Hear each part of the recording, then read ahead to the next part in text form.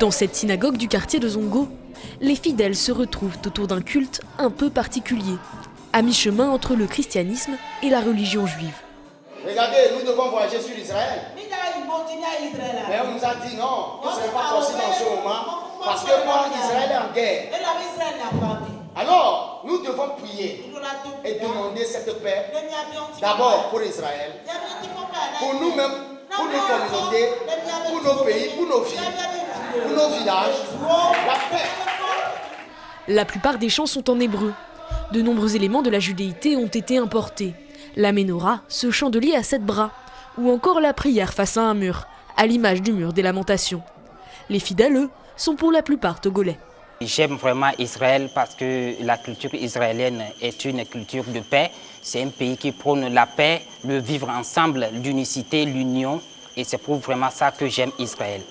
Et je compte vraiment apprendre l'hébreu et aussi me rendre en Israël. La situation qui se passe actuellement en Israël, ça m'écoeure beaucoup. Puisque on touche mes siens et ça me fait mal. Parce que tout ce qui touche Israël me touche aussi.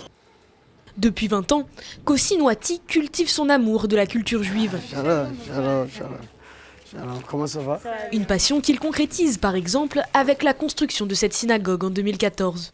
Quelques mètres plus loin, un autre bâtiment abrite le club des Amis d'Israël et la chambre de commerce Togo-Israël. Actuellement, j'ai incité 7 entreprises israéliennes qui vont s'installer ici. Et il y a une quand même dont je suis le représentant qui s'appelle DBS Group. Voilà, qui est dans la production de l'huile de sésame. Le Togo entretient de bonnes relations politiques avec Israël et s'aligne derrière ses prises de position internationales. Les deux États sont surtout proches en matière de coopération sécuritaire, avec notamment la formation en Israël d'une partie des forces de l'ordre togolaises.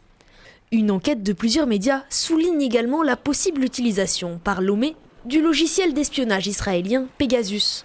Une information qui n'a jamais été confirmée par les autorités.